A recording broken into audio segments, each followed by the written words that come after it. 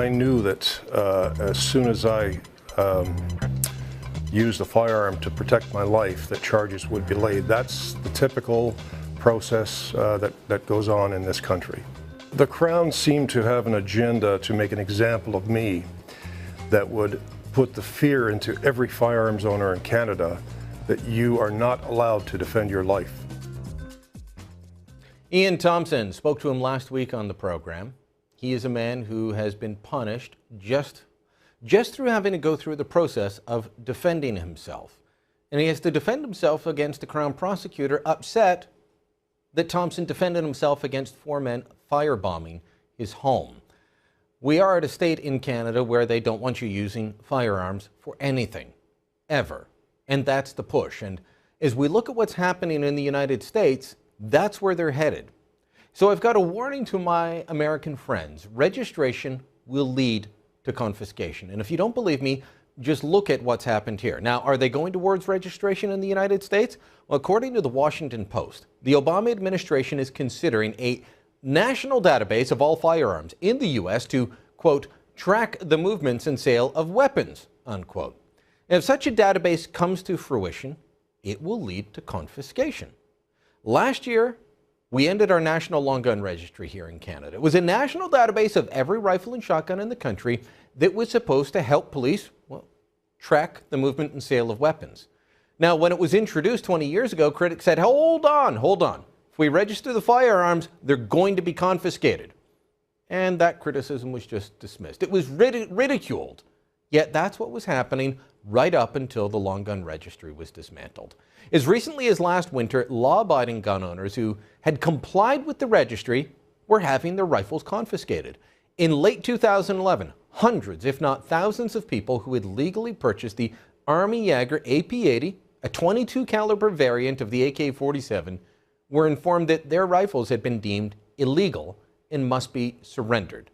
The letter read, "You are required by law to return your firearm registration certificates without delay, either by mail to the address shown in the top left corner of this page or in person to a peace officer or firearms officers.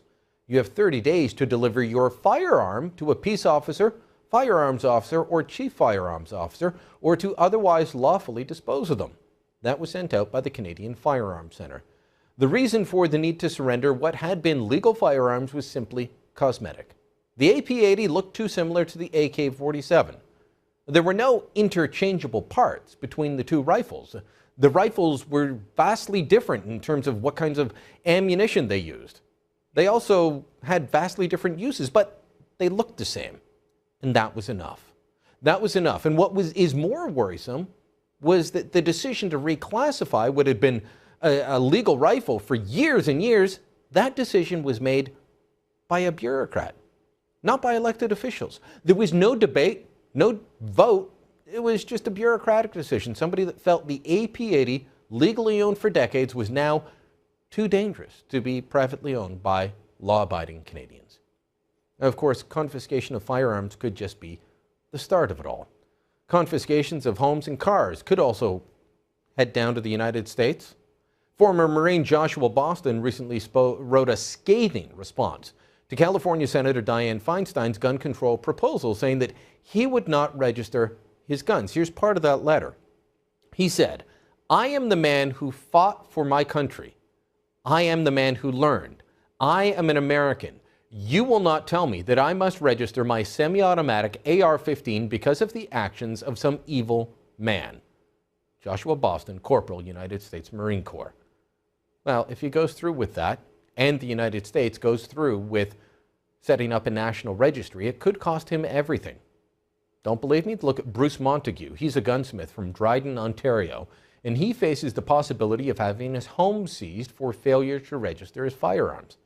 Montague made a decision, a purely political decision, not to register or to let his registries lapse. He wanted to challenge the constitutionality of Canada's National Gun Registry. When his constitutional challenge failed and Montague was convicted, the government of Ontario moved to seize his home under their proceeds of crime legislation. They were treating what was essentially a paperwork criminal as if it were a drug lord. That's the kind of person the proceeds of crime law is intended to prosecute.